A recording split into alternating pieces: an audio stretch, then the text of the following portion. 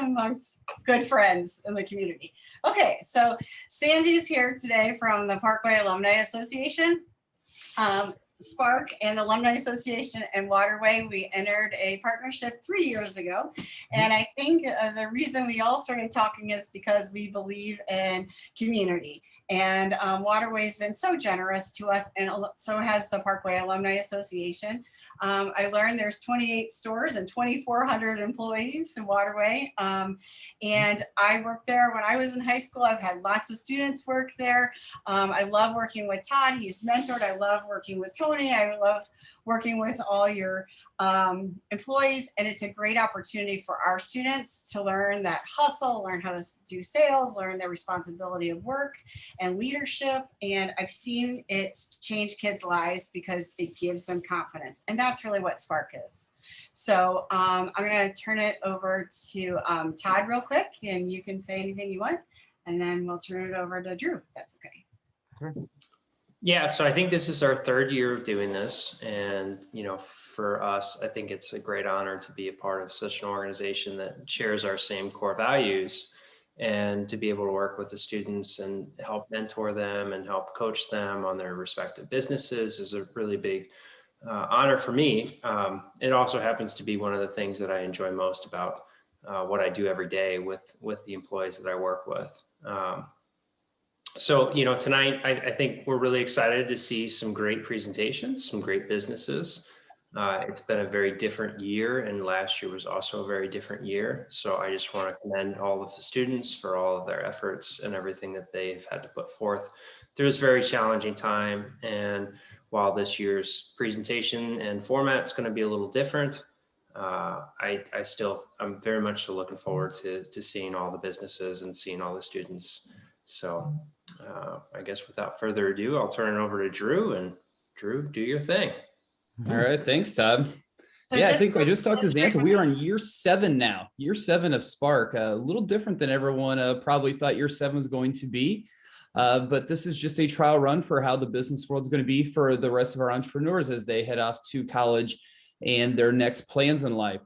So I'm excited to see how this is going to change. And one of the important things about life and business is how you can get your message across in different platforms and different media as the world ever evolves. So this, I think, is a great challenge for all the students today to be able to get their business idea across in a very quick, concise 2 minutes to the judges, and then be ready to field questions about their business. So I'm always excited for the idea bounce because it's a different format, it's a little bit more back and forth Q&A versus the standard stock, present, walk off the stage, and then just pray you get good feedback and that you are the winning team. So it's always a fun and unique and different environment. So I am excited to be the go-between for all these wonderful presentations. And we are going to get started with a quick judge introduction. So I'm just going to throw it over to each one of the judges if you want to give the quick 15-20 second elevator pitch about why you're involved and what you're into. And then we will get on to Shri. So first up, we are going to jump over to Sandy. Sandy, you want to give us some background about yourself and maybe the Alumni Association? Sure, thank you. My name is Sandy Reitzel. I am the Executive Director of the Parkway Alumni Association. I've been with the organization for about 1.5 years now. I don't think we've had a normal month yet, so I'm looking forward to normal times, whatever that means anymore.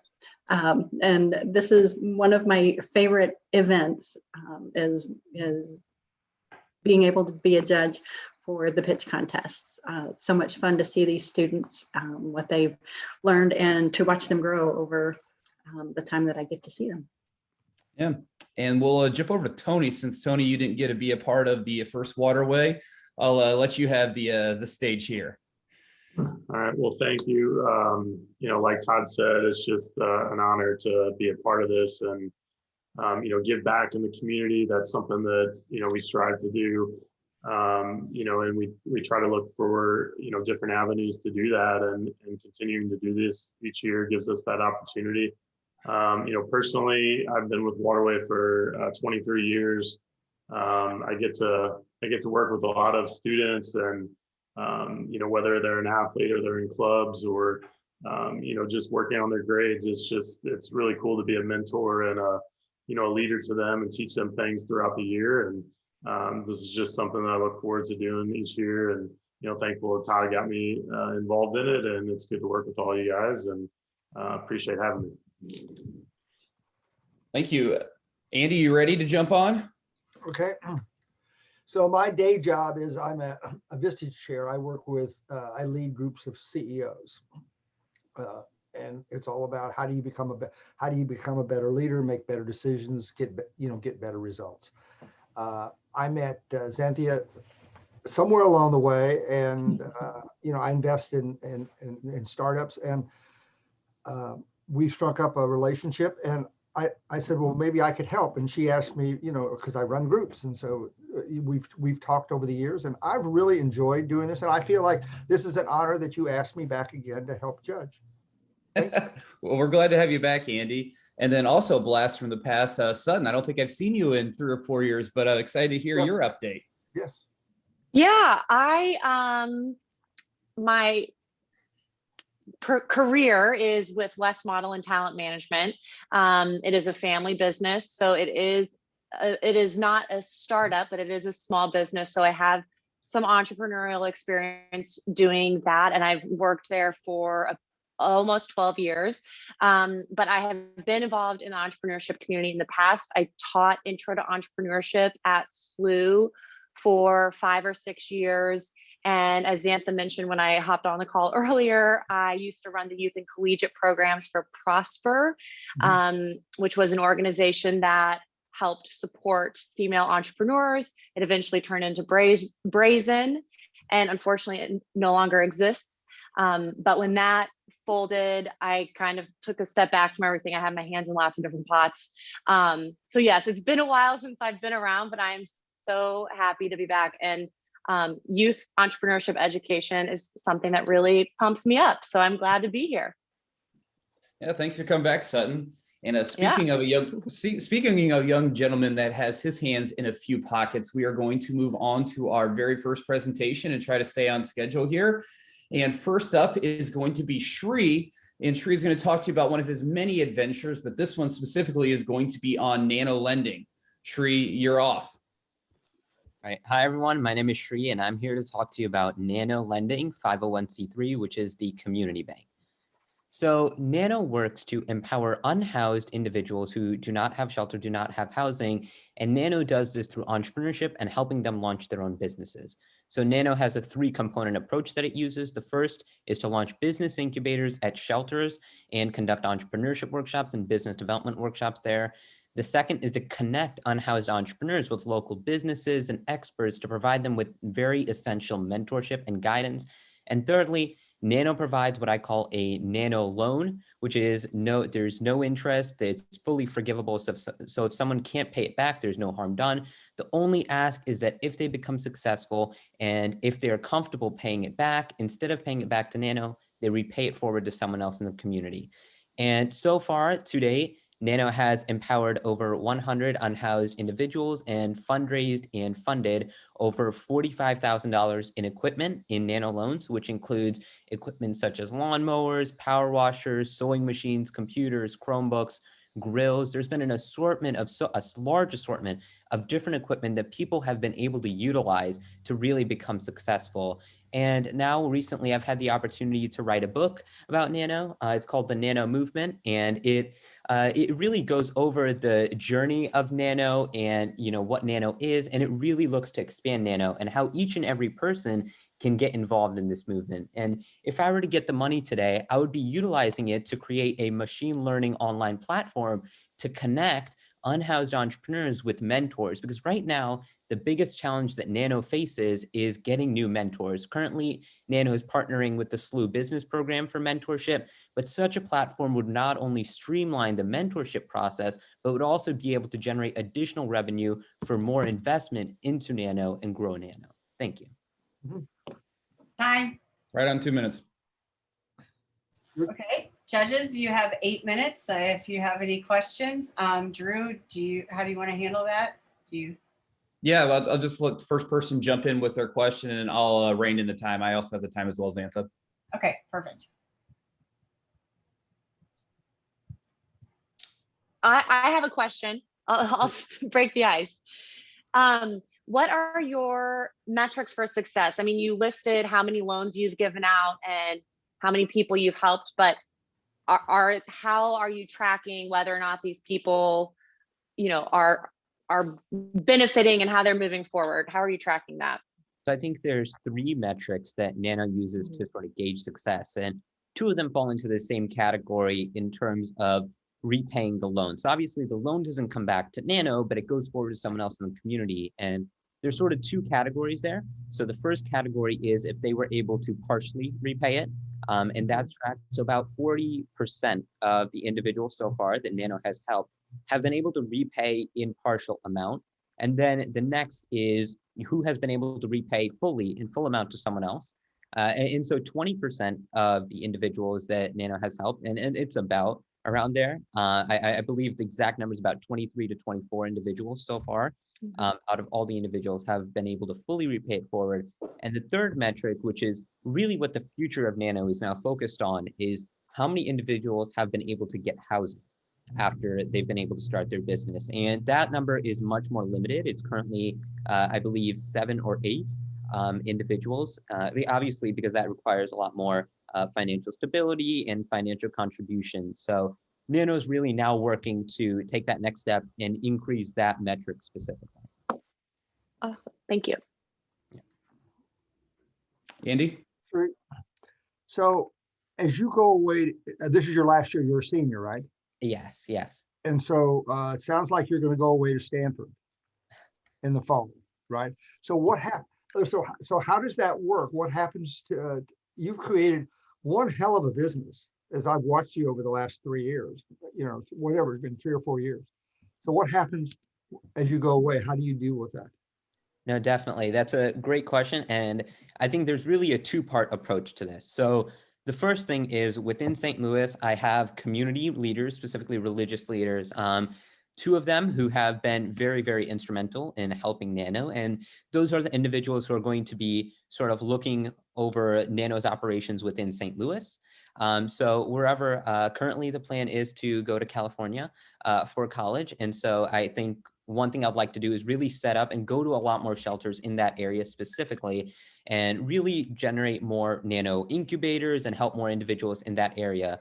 But at the same time, what I've already begun to do is now I have 3 videos published online, which are the Nano workshops that Nano sort of goes through in these incubators.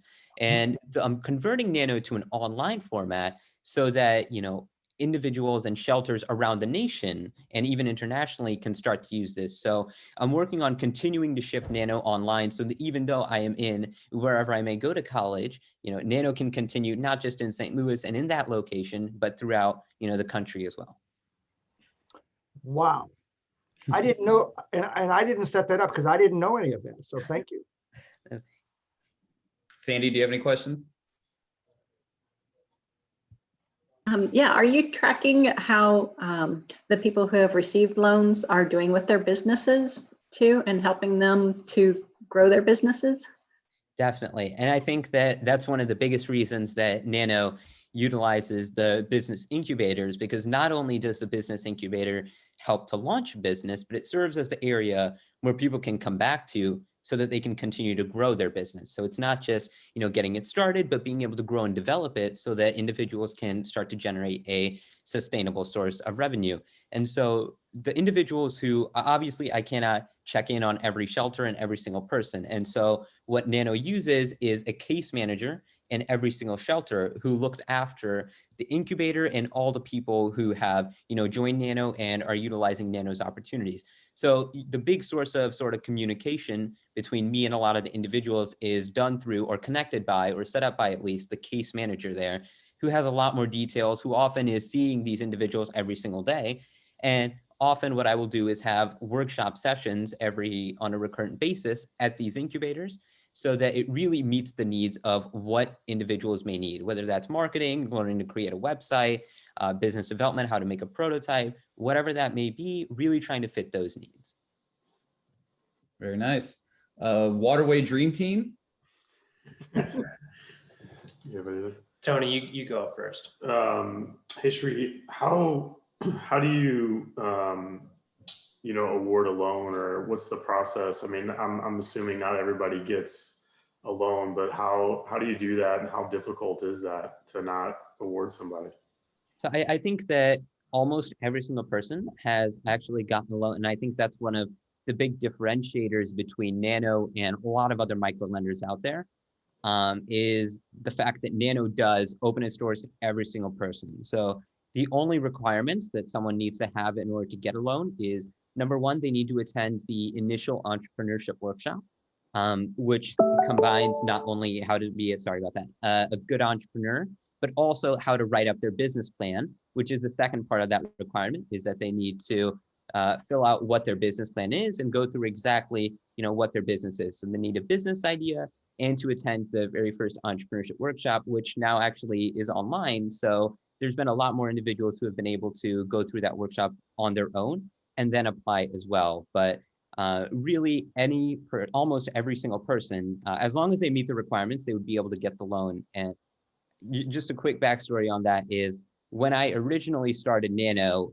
one thing that I did before that was reach out to Grameen America, which is a much larger micro lender internationally, who started in Bangladesh, and it's revolving to a lot around similar concepts to Nano, but they specifically said, we can't come to St. Louis. I was inviting them to St. Louis after I had spoken to individuals at shelters, and they said, we can't come to St. Louis because St. Louis doesn't have enough funds and resources there, which obviously made no sense to me, because the purpose was to help individuals who were in distressed situations, and they said there weren't enough resources in a city, where that was sort of the purpose of that initiative. And so I think one of the big things that I wanted to separate was do things that other micro lenders were not able to do, is really open doors to every single person. We have 30 seconds left. Does anybody have one quick question? Where do you plan to get future funding for your loans?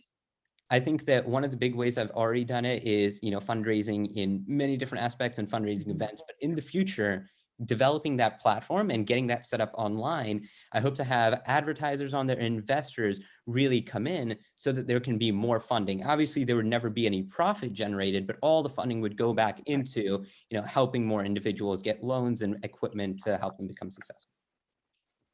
All right, we're right at the 10-minute mark. Thank you, Shri, for that download on Nano Lending. It's been a fun project, as Andy was saying, to see how it's progressed over the last 3 years. And we look forward to seeing how you take it with you on the road show. Yeah, definitely. Thank you so much. Yep. All right. Next, we have a couple entrepreneurs coming up next. We have Gavin and Anthony, who are going to talk to us about medical wires. So Gavin and Anthony, you guys are up and on the 2-minute clock to tell us about medical wires. Lifeline. All right. My name's Anthony Amato. And I'm Gavin McClain. Over the past summer during quarantine, my father had some serious heart conditions. So when we went to the hospital, the ER, and when we went there, they performed a EKG machine test on him to see how his heart was working and if there are any issues. And because it was the height of quarantine, we were kind of concerned about COVID. So we thought we'd be in and out of there pretty quick, but the wires got so tangled that it took 8 to 10 minutes for them to get untangled. And that's our problem. So these EKG machine wires, they tend to always get tangled during procedures, and then it takes the doctors longer to get these machines from room to room when they have to spend 5 minutes untangling them. We have designed a device that looks relatively like a tape measure and functions the same way. It basically retracts the wires so they don't get tangled, and it locks them in place. So when you put them on someone, they don't suck back in when you don't want them to. So our market is going to be mainly hospitals and doctors' offices, because that's where most of the EKG machines are at. Our only competition currently is a new EKG machine that came out, and it's wireless. That's our biggest competition, but so far it's not widespread, and it costs a lot more because you have to actually replace the entire machine. And not to mention, it's very new technology. So the only doctors and nurses that we talk to are very skeptical of it because there's huge room for user error. And so the reason we could use this money is because we need help mass producing our prototype and getting a working prototype. And eventually we're going to need to get a patent and see legal help and get help with that. And that'll cost quite a bit to get help because that's pricey to get. You guys have a prototype to show real quick? Let me see if I can find it in my backpack. All right, while he's going to do that, it looks like, Anthony, you get to field the very first question by yourself. Okay. Anybody want to jump? Do you want to start this one off, Todd? So I guess I need perspective. So where are you in this process? Is this something that you've actually shown to people and people have actually used? Is this something you've produced, or are you still in the idea stage? I wasn't sure I got that part. So we are kind of we've produced a prototype and we've tested it and it works, but it's definitely not able to get mass produced because it's still kind of rough. It basically just takes the components of a tape measure, and it's like the outside of a tape measure, and then it's got like 2 EKG wires in it. So it takes 12 leads for a machine. Mm-hmm. So it's still super expensive to produce. So we have to refine the idea, but we have a working prototype as of right now. I didn't have my prototype with me. I left it in my other backpack, but it's like Anthony said, you just picture a tape measure in your mind and picture the yellow measuring thing coming out. Just put a cord in place of that and then put a cord coming off the back. And then that's basically what our prototype looks like. It's just with actual cords and not an actual tape measure. Sutton, it looked like you're ready to ask a question. Yeah. So is your device something, I don't know anything about EKG machines, but is your device, does it include the wires that go from the EKG to the patient, or is the device just something that you retrofit to an existing machine and existing wires, and then it sucks up the existing wires, or does the device have the wires, the connections? We can do either. Right now, we had to put we fitted them out to start with because our design's still very rough. But as we get it refined, what we're planning to do is kind of have it to where it just sort of like you could put it on the wire. That way, or just wrap the wire around it. That way, we don't have to actually produce the wires or buy the wires. We can just, and then if they break, which they should happen, but if it happens, it's easy to just fix it. Got it. So you can retrofit current existing equipment with that device. Do you have an idea of cost to produce per device? Yeah, what we're gonna do, currently it's made out of metal and plastic, but when we actually start the manufacturing process, we're gonna design it out of like a hard kind of plastic, which is much cheaper. And so it roughly, I think it'll be around, what is it, like 60 cents per device. Okay, cool. And then how many of these devices does an EKG machine need to clean up all the wires? It has 12. Okay, so it needs 12, about 60 cent each pieces. Cool, I'm done. Thank you. Todd, So- you want to go this time? Yeah, so of the 12 leads, is the idea to have independent wires for each 12 of those, or is it to have one unit that has all 12 of the wires within the retractable device? So we're thinking about both ways.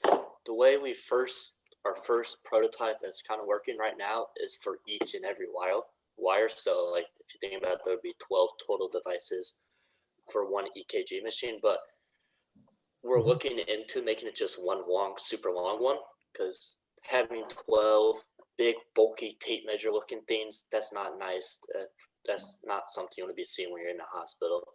So we're trying to figure out how to just make it all into one thing, so all wires can be all winded up at the same time, all let go at the same time. I had a second question. So do you have somebody lined up to create this prototype for you? Yeah, we're looking at Johnson & Johnson and GE Healthcare. They're two big medical manufacturers, and we've contacted them, and they said they would look into it for us. And then we met with Don Gunther, who's also an entrepreneur, and he was one who helped us make our first working prototype and do that, and say those two other Johnson Johnson Healthcare won't work out, he has a bunch of contacts we can also go to that will help us because he's built many things and he has a bunch of contacts. Mhm. Sandy, did you have anything? Yes, when you have your prototypes ready, will you be marketing directly to the hospitals or will you market to companies like Johnson and Johnson or other medical equipment companies and then let them take care of marketing to hospitals? So kind of both. I mean, it might be a little hard going directly to a hospital and going directly to a doctor because typically the doctors aren't in charge of getting equipment and stuff. It's mainly their bosses are higher up. I do have my friend's dad. He's the owner of a medical place out in Chesterfield. And they pretty much sell electronic equipment to a bunch of hospitals locally, out of state, and all that. So our plan is once we get that working prototype, go meet with him and talk, get his views, his criticism on it, how to fix it, and then have him help us distribute it because that's what he does with all other sorts of medical equipment. And this will be easy for him to do. It's a small device. It's not a full $20,000 machine or something. All right, we have room for 2 quick questions if anybody has a follow-up. Yeah, Andy. Oh, I've been involved with medical devices before and getting medical devices in. And I guess what I found is it's really difficult to get in, get something done. And especially with somebody like you're a startup. So if I were to buy it as a hospital, how would I know that you'd even be around to take care of it and fix it? And so I guess my question is have you thought about getting aligned with someone that'll give you some credibility? Otherwise, it may be difficult to actually sell this. Yeah, definitely. We've talked to a lot of like doctors and nurses, but that's kind of more why we're gonna to start market it towards like companies rather than specific hospitals. That way, if they like it and they start selling it out, that will give us more of like a better credential because that's a real medical company, or they can say like, that's pretty good, we like it, and they can confirm it. And then we can say that they kind of backed us up on it. We got 30 seconds. We got 30 seconds. I need 1 quick question. Okay. Okay. What are you in school? In other words, how long can you go? How long can you continue this? We're both seniors, so this is our last year. Okay. So we'll probably continue it, I'd say, at least over the summer and maybe a little in college if it works out. All right. Thank you. Thank you guys both. Lifeline, everybody. All right. All right. Well, while Andrew gets the next group up, I'll go ahead and start talking to you about Refresh by Blemma by Madison Marks. Can we get Madison Marks front and center? She is going to talk to us about eclectic clothing for the modern environmentalist. Madison, the floor is all yours. You're on mute and ready to go. All right, there we go. Hi, I apologize if there's any background noise. I'm just at home, but can everyone see me? We see you fine. Awesome. Okay. Hi, my name is Madison Marks. I am the owner of Refresh by Blemma, which, as was stated earlier, that is eclectic clothing for the modern environmentalist. I started this business because I noticed that so much sustainable clothing on the market was simply expensive and boring. And for a young person that is passionate about sustainability and fashion design, I thought that I wanted to take that problem into my own hands and start creating affordable and sustainable clothing that not only is unique and appeals to a younger audience, but backs a cause. My business donates 10% of every sale to the NAACP, which is something that I am very passionate about supporting. So onto my credentials, you could say. I started when I was 9 years old. I was learning and honing my skills for 5 years before I was introduced to the St. Louis Fashion Fund and quickly became the face of their teen program. I went to many events. I spoke and met people, and it was fantastic. And then COVID hit, and I unfortunately lost those events that brought me so much joy, but I switched my focus to volunteering, and I started volunteering at NCJW Resale Shop, and that is when I decided to get my business started because I was so inspired by all of the sustainable clothing around me. My future and kind of current plans is I am creating more conceptual garments to build a brand image because I am going to college in a couple years and I want a strong fashion portfolio for those. And I am building a brand, which is something very important to me and my future. Time. Thank you so much. Thanks, Madison. Yeah. I will go ahead and just give Sutton the first word on this, since it's right in her wheelhouse. Sorry, Todd and Tony. I think we'll see the Sutton first. Yeah. Great that you connected with St. Louis Fashion Fund. That's awesome. One clarification, you are not just reselling clothing, you are reworking them and selling something new, correct? That you've remade from something vintage? I either remake it or create it from dead stock fabric that was not acquired in a way that is unethical, essentially. Got it. Okay. So it's either dead stock and an original design or something remade from vintage. And you didn't mention Depop in your presentation, but it's on your slide deck. Is that where you're selling things right now? Yeah. And can you just give us like a quick overview of some of your you have the market opportunity with all of Depop's numbers on here, but what about your own? Like how many average sales do you get? What's your margin on each individual item? Can you run through some numbers? Yeah, so for my business personally, it's not about quantity, it's more so about the quality because I create everything myself. I can't mass produce. So most recently, I created a mini collection and I sold 4 out of the 5 pieces created, which I thought was a good ratio. And on top of that, I got a lot of social media engagement and a lot of support for my work. According to, I could say the most recent number is about 85% profit on what I make because dead stock not only is sustainable, it's very affordable. So that is a good factor coming in. But of course, I do donate a lot of what I do to charity. Awesome. Thank you. Todd and Tony? Madison, where does your passion, for clothing and the fashion start? I mean, where did it come from? Like, was it mentorship early on, family? How did you get started? So when I was little, my great grandmother was my muse almost. She was one of the most stylish and glamorous people I've ever seen in my life. And she kind of inspired me to start sewing when I was just in 3rd grade. And I also had a Sunday school teacher that unfortunately was diagnosed with cancer.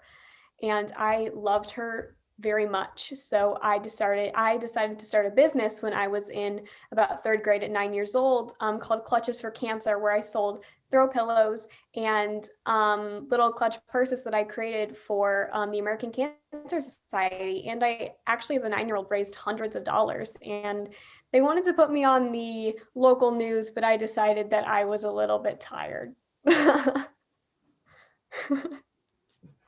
Great, thanks. Yeah. Andy, you want to jump in there? You did mention that you're trying to create a brand image. And one of the questions I always have is, what happens after you're out of high school? In other words, what do you do with what happens to the company? Will you continue to have passion for it? Will people be in place to run it? I am planning on going to, oh, sorry, I didn't mean to cut you off. No, go ahead. I am planning on going to school for fashion design. So fashion design is not only my passion as a 16-year-old, it is going to be my career. It is going to be my entire life I will make that happen for certain. I can assure you of that. So my business is not only a high school venture, it is going to be my life. This is going to, yeah. That certainly answers the question. Thank you. Sandy? Who is your target market? Are you looking at the younger or middle-aged, older adults? What is your target? I am a firm believer in fashion is for everybody. So I hate to put a label or a age or a gender on anything, but I would say target is maybe younger people, but it's not necessarily an age. It's more just if you're a fan of more eclectic clothing that is maybe a little bit more out of the box. Not necessarily, I'd say, an age. So do you have any follow-up questions? How do you plan to expand your business and grow it further? Well, as I become more successful in the world of fashion design, I will, of course, be able to manufacture my ideas when it's not just me creating in my house. I will, have resources beyond me, but, as an individual, it's kind of one-off. But as I grow and expand in my career and in my life, I will have the resources and the means to, mass produce more so than I do now.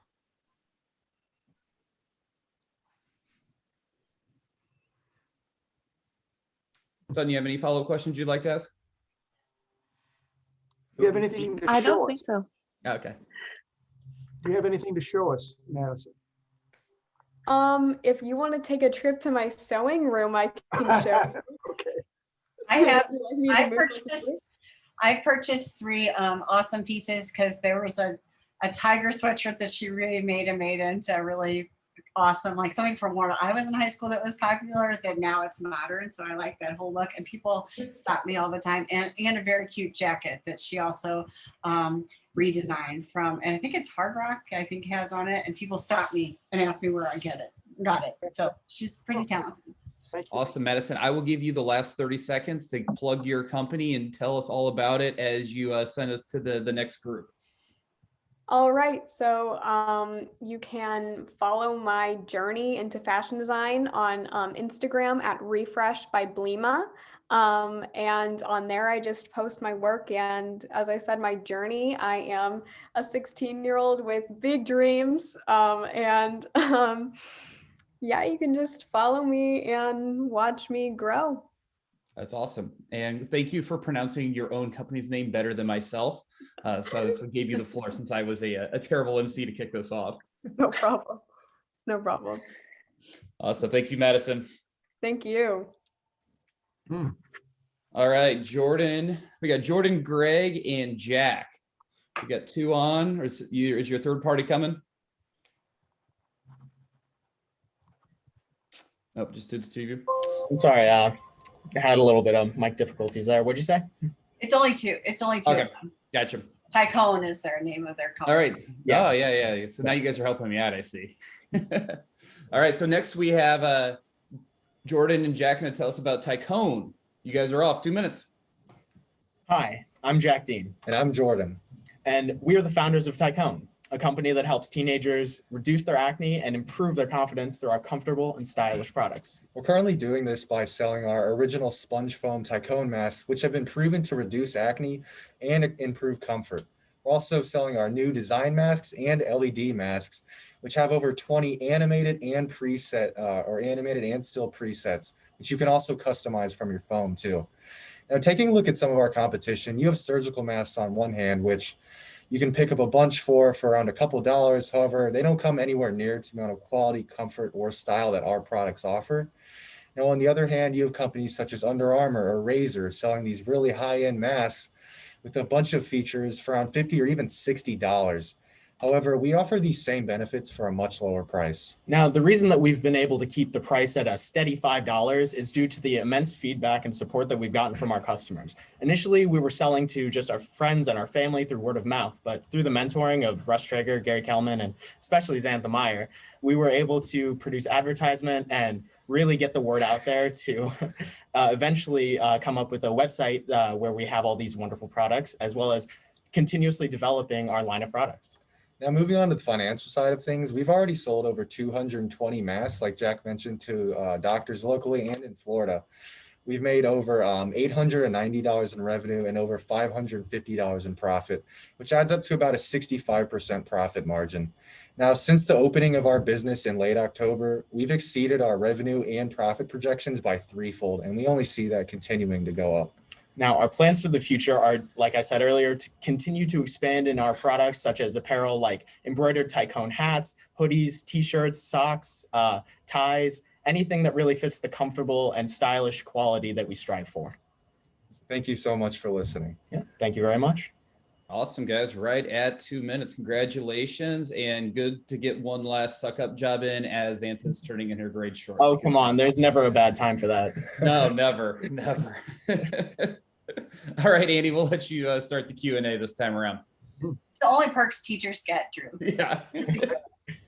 So it sounds like you've already got a going business, and so how are you going to keep this business going? I don't know what you guys are in school, or what are you going to do? Is this going to be your life, or is this going to be before you go to college? In other words, I'm always interested in sustainability and how you see that now. No, yeah, that's a great question.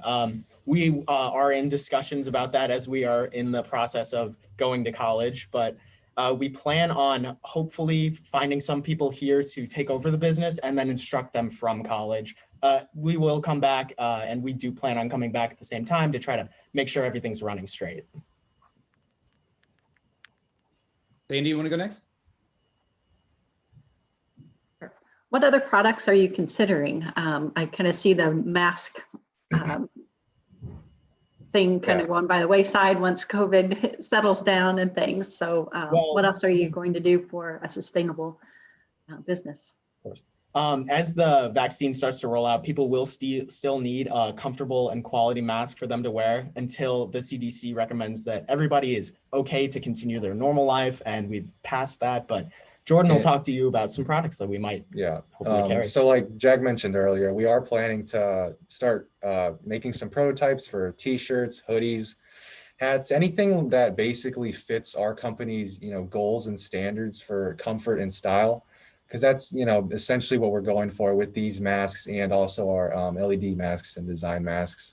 That's really what the company was built off of. I mean, we wanted to find a suitable replacement for those awful, itchy, just rash-inducing surgical masks. And we found that with this, so. Wonderful. And you guys sound great, even talking through the mask on Zoom. No, exactly. Yeah, that just shows the quality of them. I have a multi-part question about the product. So try to remember all of these questions because I'm just going to give them to you all at once and let you talk. I think you might have mentioned animated masks, and I don't know what that means. Like, does it have a digital screen on it or something? So that's the first question about the product. You mentioned that it reduces acne. Was this something, an existing technology, or did you develop it? How did you find that technology? And also, does it reduce acne that someone already has, or does it reduce the chance for maskne? There's a lot of information. I guess maybe just more info about the product. Okay, so I'll just start off by talking about the LED masks. So yes, we do have LED masks that they actually have lights in them. I wish I had one to show you right now. I really wish I could find it. Sorry, but it basically has an LED screen on the front with, I'd say probably somewhere around 50 to 80 LEDs in the front to display different, pretty much 8-bit pictures, but very fluid animations too. Yeah, and you can also, there's also an app on your phone that you can use to connect to Bluetooth with it. You can also customize the designs that play across the mask. Yeah. Okay, so the LED is on the outside of the mask, not the inside. I do know there's some beauty product, like you can go to, oh, sorry. I'm so sorry, I keep cutting you off. Well, you get the concept. No, well, I was just gonna say like at Ulta or Sephora or wherever, there's like very expensive like plastic, they're made of plastic, whatever, but like masks that you put on that have LED light that shine on your face to prevent the acne. But that's not your mask. The LED is on the outside of the mask as like a visual piece. That's not the acne piece. Exactly. Yes. Right. And, Got it. Okay. On top of that, there is a pouch that all the electronics go in, and if you did want to wash it, you can take all those electronics out and hand wash it. Got it. Okay, cool. Okay. Thank you. That was a lot. Oh, and where did you find the technology you said it's like a sponge material? Sponge foam You technology. found that or did you develop it? We actually, Russ Traeger, one of our mentors, actually turned us onto that and helped us in the early stages of our business to actually get the manufacturers from Japan to actually ship over these masks, and we sell them. So, yeah. Got it. Thank you. Tony and Todd? It sounds like the bulk of your profit has been through mask sales. Is that correct? Yes. Yeah. Okay. Well, certainly props to you guys for taking advantage of the current environment and having a relevant product or solution to everybody's needs. You know, Tony and I recently vaccinated. That's why we're here together. And I would suspect that more people will also follow suit in that course of action. So I know your pivot plan is to go into apparel, and that's what I understand to be your new solution. Do you have any proven success with that so far? We have a lot of feedback from our customers. I polled them personally, and I talked to everybody, well, not everybody, but the majority of the people who I'd sold masks to, and asked them if they'd like a simple baseball cap with an embroidered Tycoon white logo on a black hat. And I asked them, and they all said, yeah, they would love to buy that, depending on what price. And we're still talking about that, but obviously, yeah, in the works. And we are in contact with the screen printing company right now to create our first prototype of that. Very nice. We have time for one more question. Does anybody have any more burning desires about Tycoon? What does Tycoon mean? That's actually the original name given by the manufacturer to our acne reducing masks. Yeah. Very nice. Well, I'll give you guys the 20-second outro to pitch your product one last time. All right. Well, there's nothing else that I can say about this mask other than it's reusable, hand washable. It prevents acne. It is extremely comfortable, and I do recommend that most people watching this should get one. Great pitch, guys. Great pitch. So I don't know if you remember when the LED laser lights came out, they drove teachers crazy because kids would get them and shine them across the room and stuff. And I told Jack and Jordan, I go, if you could sell these to students and the masks would all of a sudden start flashing things, like you've got a market there. So we did test it at Spark, and it lasted like 5 minutes because it drove me crazy. So anyway. Good anecdotes. All right. Thanks, guys. Next, we have New to You by Anya Collier. New to You is an online resale shop for women ages 18 plus. New to You gives women gently used clothing for affordable pricing. Drew, we're going to stop you. I think it's Gavin. Oh, my bad. Easy Green. Sorry. Thank you guys very much. I jumped ahead. And welcome back, Gavin, who's going to talk to you about Easy Green. Hello. Okay. Anyways, my first name growing up or when I was a kid was lawnmower. That's what my mom told me, and nobody believes that, but that was my first word when I grew up. The problem is these days, because I'm a lawn care owner, and the problem is these big lawn care companies like Lawn Masters and all of them, they charge a lot and they send random people in each week cutting your yard. You have no idea who's working on your yard. But I came out with a better solution. I'm a local neighborhood kid who has better prices, and I care about building a good, trustworthy relationship. So my name is Gavin McLean, and I'm the owner of Easy Green, which is a lawn care company. So my market typically is my neighbors, my next door neighbors on the app, or my neighbors around my neighborhood. And I'm looking for people who don't want to pay $60 each week to get their yard cut, and who want to have a good relationship with their employer, and they want to help a local small business owner. And like I said, my competition is these big lawn care companies. But one thing I value a lot is building this relationship. I want to learn how to interact with people and prepare myself for the future and how to run a successful business. And I did some calculations, and I'm projecting to make over $10K this summer in grass. I could use this money to buy a trailer because I need to produce this productivity, because I have 3 people this summer that are waiting for me to hire them. And I have an exit plan that I came up with Drew about how I'm going to turn this business over to someone else when I'm in college, and I'm going to be running this business from college. Once again, my name is Gavin Clay. I'm the owner of Easy Green. I want to thank you for listening. Thank you, Gavin. I will start with the other 2 big business guys in the room to start this one off. Tony, Todd, you guys get the first crack at Gavin. So Gavin, when did you start Easy Green, and do you have any people working for you currently, or are you doing all this all on your own, and how many lawns do you have? So I started Easy Green. So I came up with the name 2 summers ago, but I've been cutting grass as a small business for over 7 years. And I started off with 1 client. My first year I was 11 and 12. And I'm about to be 19 this summer, and I'm up to 13 clients right now. And I said I was projected 10K, and that's going to be with 15. I just need 2 more clients to get that projection. And for employees, I have some part-time employees.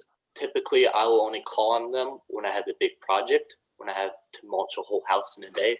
They'll take me by myself days to do it, pushing each wheelbarrow by myself. But if I can get 2-3 guys that I have right now that are part-time employees, they'll be knocked out in a couple of hours. Andy, you want to jump in? So clarification, 13 clients, is that lawn mowing? Yes. So I have 13 clients lawn mowing. I think 11 of them are weekly and 2 are bi-weekly. Okay. Then I have a few clients coming up this summer that I'm going to be doing other stuff for.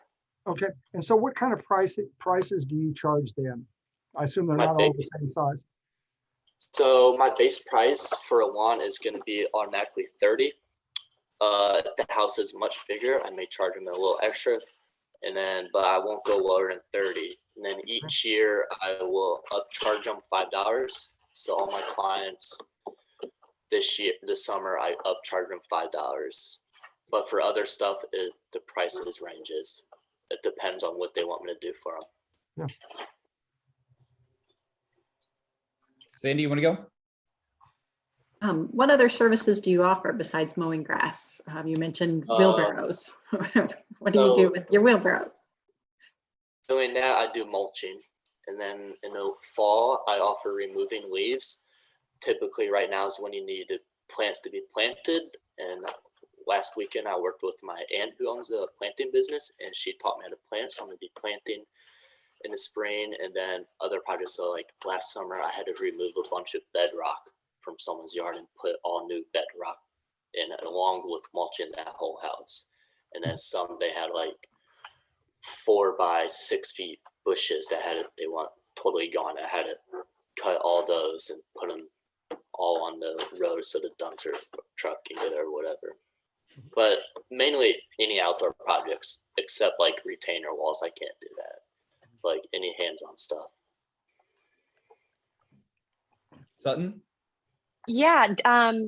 What is your passion? Like, do you love cutting grass? Do you love landscaping? Do you just like being outside? Like, do you just like making money in the summertime? Like why do you do this? Well, I love to make money, of course. So does anybody.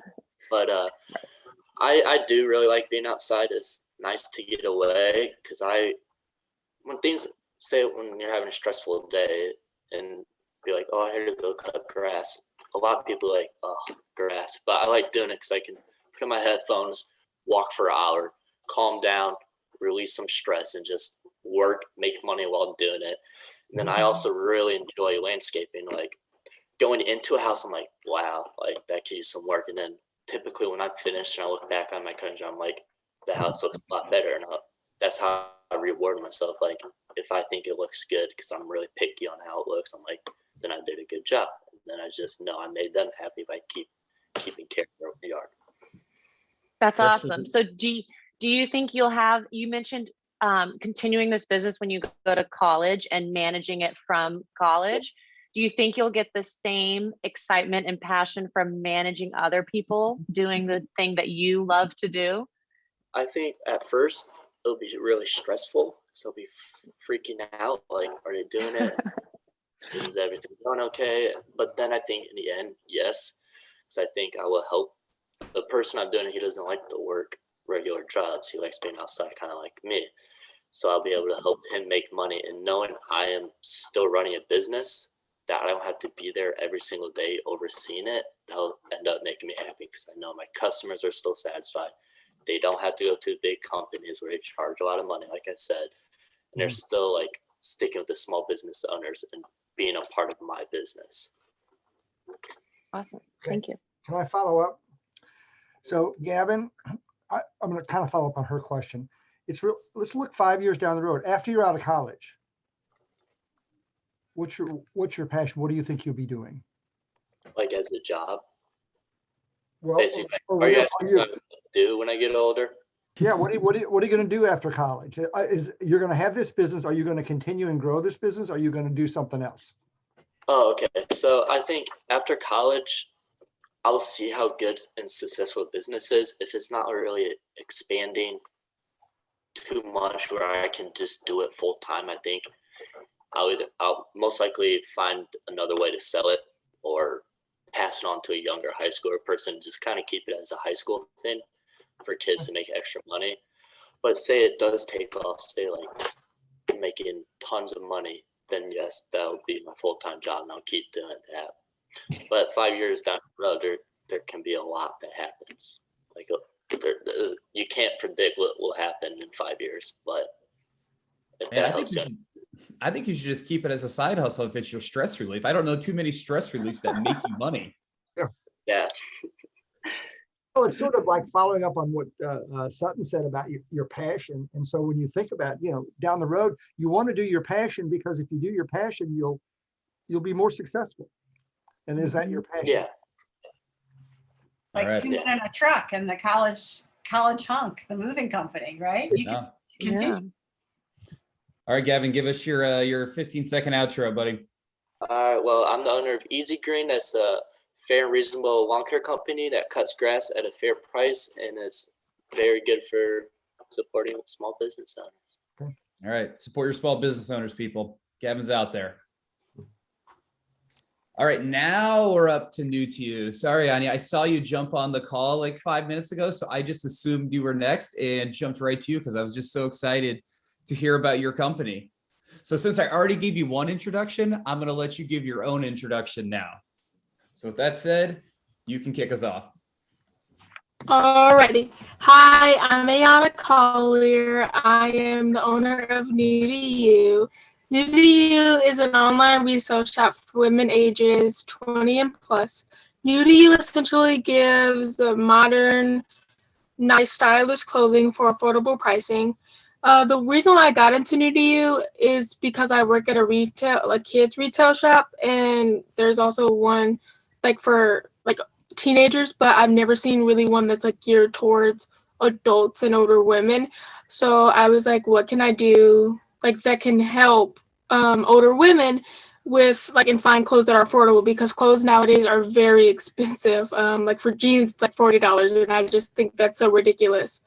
So I had a big donation process where I had my teachers, my coworkers, everybody just donated to me. I got a lot of donations, more than I thought I would. So my whole basement is filled with clothes that I've been posting. And it was very successful. Originally, I had a Shopify account, but that just didn't work out. So now I'm on Depop. I've had a few sales. It's definitely been a big learning experience for me, but I've definitely learned that in the business world, you're going to get knocked down, but it's okay. It's business. So I have been trying new things with my shop to see if maybe that's more successful. I embed my shipping in the pricing. So there was a sale I had and I only made 1 cent from it because of how my shipping is. So I've just been working on changing my shipping around. That's New to You. Wonderful. It's fun to hear all the experiences once you go into business and all the pitfalls that show up once you start, which is one of the real fun things about Spark is it does give you that leeway to try things out, make small mistakes, figure out how to change them, get your business to run a little bit more efficiently. And That's the point of any business and the point of any entrepreneur. So glad that you're making the leap. And we will kick it off with Sutton again as we have another fashion entrepreneur on our hands. Yeah. How do you continue to grow this? Most companies who sell things don't receive their inventory as a donation. So I assume if you like continue to grow and start making all the big bucks, people are going to say, well, I'm not just going to give you clothes that for free for you to make money off of.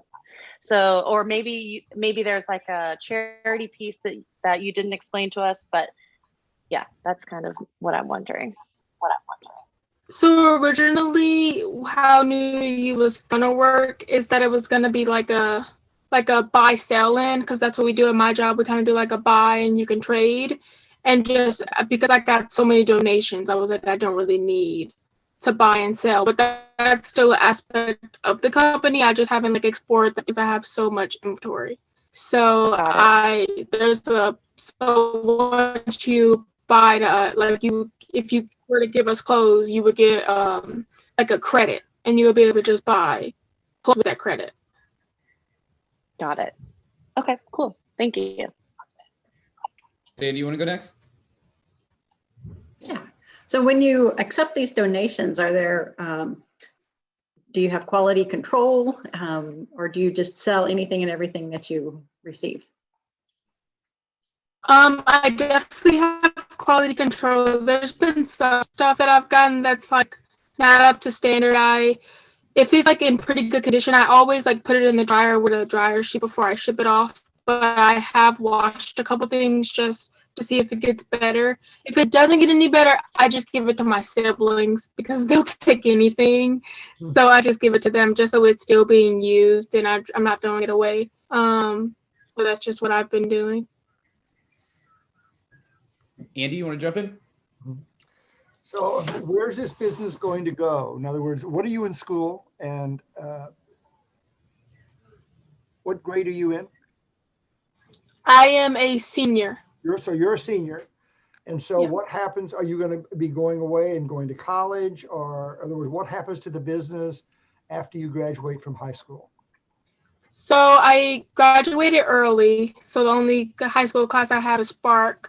So I started community college classes, which I'll do for the next 2 years, just to kind of gear what I really want to do with the aspect of business. But I think I'm going to keep doing New to You just to kind of get a hold on it. I'm going to try like different websites just because you never know if like something's going to work until you try everything. So I'm just going to continue like trying it to see if I can get different outcomes. Is this to make money, or is this a passion of yours? It's definitely to make money. It's to make money. Sorry to take your question, Sutton. That's great. Todd and Tony, you want to jump in? Yeah, you talked about, obviously making profits for this, and you talked about the shipping issues. Can you kind of elaborate on that, and what shipping issues were you having, and then what's your current state? Okay. Yes. So originally, I have my shipping embedded in the pricing. So like if I were to make a price for $13, and then shipping would be, I could either make them charge shipping, or I can just put it in the pricing. So if shipping's around like $4, depending on what it is, they also take a fee out of it. And so I think there was something that I put for like $12. The fee was like maybe $6. And then Depop charged a fee, and I just ended up making 1 cent. So it was very stressful because I was like, I'm not making a profit here. But it was definitely a learning experience. So I've been going to different platforms just to like see if I get more of a outcome with it. Very nice. Anybody else have a follow-up question they'd like to ask? It sounds, correct me if I'm wrong, but it sounds like you have a decent amount of inventory that you're sitting on, and maybe perhaps one of the challenges is just distribution. What other networks, or how else are you considering being able to sell more of your product? I have I've been starting to use Curtsy. It's like another resale shop. And then Poshmark. I have also started with that. And then I'm gonna start using just see maybe if posting on like Facebook Marketplace gets it out there. Just utilizing all the marketing techniques just to see if one is better than another. Have you had any success with any of those different distribution networks? Not yet, I haven't, no. All right, well, give your pitch on why everyone should find you and which platform they want to find you at. Which platform is your most profitable? Because that's where I want to send people. Where are you going to make the most money? Tell them where you want them to go. Yes, my website is depop.com/officialnewtoyou. And that's where you can normally find me at. That's where all my stuff is at. Also, I just really quickly wanted to thank Sandy. I got the Phelps Dream Grant, and so I know you're in charge of that. So thank you so much. Good use of your time. Good use. You're welcome. Congratulations. Thank you. That's awesome. Thank you. Way to sneak that in there. That's some good media training there. All right. We're going to go on to our last presentation. Welcome back, Jack Dean. And he is going to tell us about Sustainable Portable Housing Work Study Program. So I'm excited to hear this. I don't know anything about it, so this is going to be new to me as well. Jack, you ready to tell us all about in 2 minutes? Just about as ready as I'll ever be. All right. Welcome back, Jack, with no mask.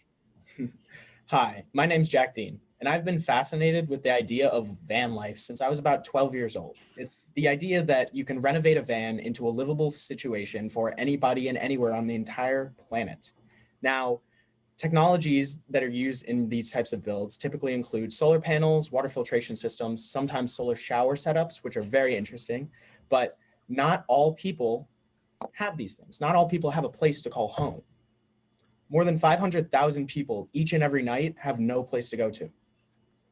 And that's why I want to actually diverge from the work study program and actually focus more on the Sustainable Portable Housing Initiative that I hope to introduce to shelters and other homeless institutions that could help people who are down off their feet and could really use somewhere to go right now.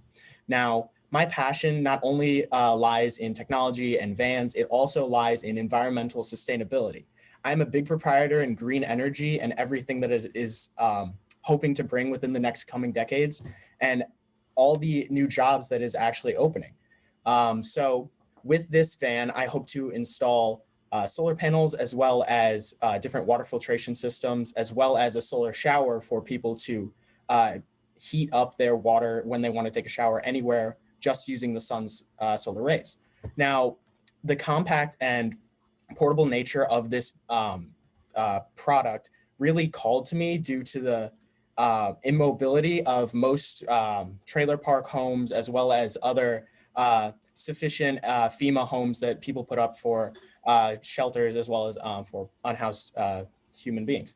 Now, the reason that I really wanted to tackle the homeless crisis was ever since I went to New York, I had seen that for a week. I was walking around, and on my last day, I saw a man in a wheelchair who both of his shoes were gone, and he was in a t-shirt. This was in winter, and he did not have anybody to help him. And that just really pulled on my heartstrings. And I knew that I had to do something in my lifetime where I helped unhoused people and people who couldn't help themselves in their current situation.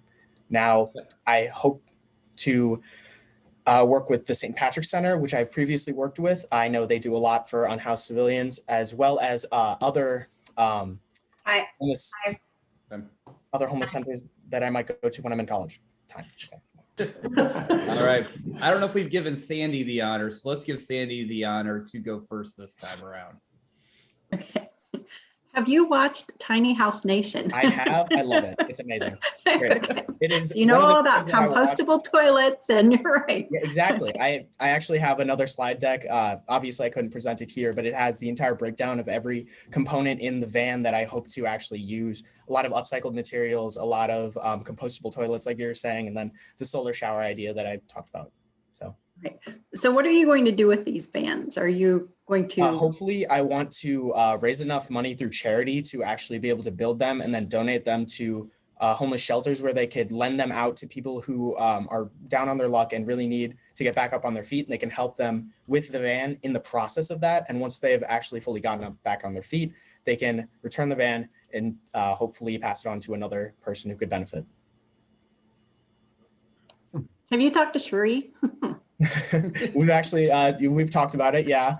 We didn't see any room for cooperation, but definitely room for mutual education between the two of us. How do you plan on fundraising? Well, I was typically, before this, I had looked into government grants as well as any aids that schools might be able to do to actually fund a work-study program. But now I'm looking more towards charity and charitable auctions that could actually help fund this project. So very nice. Or possibly Greek life as I enter into college age. I've also tossed around that idea. So Andy, I'm sure you got something you're thinking of. What are you thinking about? I'm trying to sort of wrap my hands around. I mean, I really appreciate your passion in doing this. I mean, this is really a passion project of mine. Yeah. Yeah, this is really phenomenal. I can't picture the size of the vans that you would have. Oh, the length would be about, I think I have the dimensions right here. If I pull them up really quick, they would be around 213 inches in length, which is about 8 feet and 8.5 feet. 81 inches in height, which is just around 6 foot. So people should be able to stand up in it. And then a good width of about 80. So these are really small vans. Yes, but the ability to fit more compact furniture as well as different technologies that allow the minimalistic design is what I would really want to employ. So, and some idea of what would it cost to outfit, to acquire a van like that and outfit it to be able to loan it to someone? To outfit it, I would mainly be using upcycled wood, other natural materials that I could find for free, as well as I would hopefully build some connections with people at Enterprise, Dean Team, other places like that, where they could possibly give me a deal on a bulk offer of these fleet vans, in which I could use the same process on each of the vans going down the line to make sure they're all similar, symmetrical, and able to produce the same effect at any shelter that they're going to. So. Wow. Very nice. Very impressive. Sutton, do you have anything you want to jump in and chat about? Yeah. Sure. Have you looked into some of the laws about vehicle living and where you can park in urban areas? Because yes, I actually I don't think they're very friendly in most places. They are not. California and Santa Barbara, they actually passed a law in 2014 that allowed most people to actually live in their van full time in a parking spot overnight. They would have to change the spot every day, but that was not a big problem for them. I've looked into different websites such as Parking Situation in St. Louis, which updates their website pretty frequently, I think hourly, of different free parking spots where you could sit for a duration of time, and they actually list the time on the website. There's a picture of it. I'm looking at it right now. All of the actual spots are $0, and then they range anywhere from like a half hour to 13 hours. So. Got it. And one other quick question would be, like, what exactly is your business model? Are the homeless shelters going to lease these vehicles for you, or would you give them to them free of use or free of charge? Sorry. If I was paying for these vehicles out of pocket and I was trying to develop a prototype, such as in the first one, I would probably want to work out some sort of deal with the first foundation that I actually go to, where it would possibly be paid back in part just to actually fund more vehicles to actually go out to different shelters. So. Very nice. We're down to about 90 seconds. Todd and Tony, which burning questions do you have? So I know Andy asked before, I wasn't sure if I heard an exact figure what the startup cost on each van is. Oh, of course, sure. So I did the calculations and I ran through most of the components. Obviously, there's probably a standard deviation of about $500 to $1,000 on either end, but the total estimated value that I came up with was about 36,000, excuse me, including the van and all of the solar components. Let me see what I have here. Solar components, living amenities, including bed, shower, kitchen, as well as the MPPT charge controller and all of the wiring to actually control the solar panels, as well as a water filtration system built into the underside of the van that pumps out through the sink in the kitchen. So yeah, $36,000, by the way, just to reiterate that point. All right, we have time for one more quick question if anybody wants a follow-up. All right, well, with that, Jack, you get to give your 20-second elevator pitch on why you think everyone should be interested in your passion project. All right. Well, the immense amount of people that are homeless on a night-to-night basis is too much to take on the human psyche. And that is why I believe that people should fund charitable donations to this project in order for me to help out at least one person that is unhoused currently. Wonderful. Well, that's great, Jack. We are out at exactly 7:20 as scheduled. So the judges are going to convene and talk about which project and business that they think they want to fund. And we will be back on the live feed in approximately 10 minutes. Xantha, would you like to say anything else as your closing remarks? Yes, so thank you very much. I thought the students did awesome, but what I really appreciated, especially this year, since we haven't been able to go to all these networking events and meet people like you every day, like our past, asking these really good questions that I would never think of, or and having the knowledge, you have all the knowledge, like the laws about where you can park your van. I had no idea. So I just want to say thank you, because it gives us that energy we need to keep going. So thank you. And I was proud of the students. I thought they did a pretty good job. I did include a link for a Google Hangouts. It's in the chat. And Drew, I'm going to ask you to go in the chat too. And maybe because you've done this before, because I'm too biased, and kind of walk the judges through a little bit of how this works. Got it. Good. Don't mess. Yeah. Don't mess with that. All right. Go ahead, Drew. Xantha, you want to give kind of your quick 2-minute spiel, 30-second spiel, whatever you're comfortable with, just about how the year's going and how you're excited about everybody and the kids? Yeah, well, first I want to say a special thanks to Drew McAllister. He is our new Parkway Spark Technology Program Director. He's been amazing. If it wasn't for him, I couldn't do any of this. I'd screw it all up left and right. So thank you, Drew McAllister. You're awesome. And I also want to say thank you to Drew Weckbach, because he makes us entertaining. I met him on the very first Capital Innovators, my very first year, and I've been consulting with him since. I want to say special thanks to all the judges and support system that we have in St. Louis. It's been huge, but really to the students, the kids, you really rocked it. And you know, I get really hard on you, especially this time of year, because not saying you have senioritis, but I'm seeing a little bit of senioritis.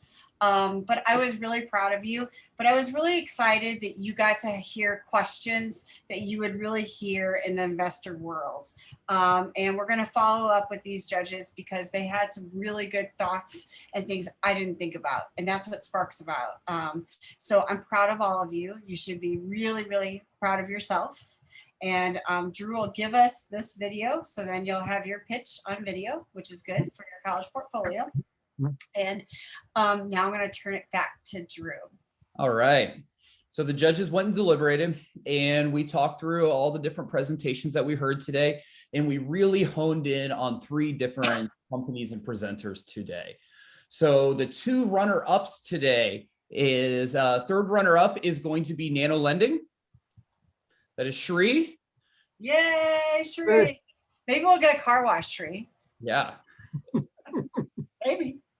And then our second runner-up is Tycone. Yay, Tycone. Maybe you'll get a car wash. And you'll get a car wash. And with that, those are our 2 runners-up. You guys did a great job. The judges each like different parts of your presentation. Shri, they really liked your actual presenting skills. In Tycone, it was all about that execution and action and actually driving revenue were the big talking points for your 2 companies. And with that, I'm going to turn it over to the Waterway Dream Team, where they're going to talk about car washes and giving out $1,000 to our winner. So I'll turn it over to the Waterway Dream Team. Dream team. Well, first off, guys, excellent job this evening. All the judges just across the board were super impressed with your presentation skills, your business prowess and ideas and execution on those ideas. I've judged several events over the years, and I have to say this is one of the better ones that I've judged. So I'm very, very proud of all you guys. I know all of you have worked really hard, and again, under unique circumstances and different times. So, and as Tony said before, this is something that we're really passionate about. We want to pair with an organization. We want to give back. We want to be able to connect with students and schools in a way that's different. And this is the way that we've chosen to do that. I think what was most appealing for us was to be able to connect with Spark, because the core values that are within Spark very closely align with the core values that we have as an organization. And I think that one of the reasons why the winner was very apparent to us was one of our core values as a company, and that's love what we do. And without further ado, I want to congratulate Madison Marks for the winner of the competition, for an absolute passion and a clear love of what she does. Yay, Madison. Oh my God, I cannot thank you enough. That is completely unexpected. Oh my goodness. I just have to say thank you so much. I love what I do endlessly. It is my greatest joy in the entire world. And thank you for, believing in my art and my passion. Thank you so much. Oh my goodness. So Todd and Tony, do you want us to bring Madison there? I still have that big check. And we can maybe take a photo op, maybe we're wearing Tycoon mask. And have Sandy there at the Alumni Association, and we could maybe arrange for a picture with Madison. Oh, that would be awesome. I don't know what, restrictions are in place, but I think as long as everybody's comfortable with that, we're certainly comfortable with that. Okay, so we have Spark in the morning because I'm not allowed to take kids out of school anymore, like right this year, because they're crazy. So we have pretty much anytime from 7:30 to 10. So you guys can just look at your calendars and tell me when you think would be good. And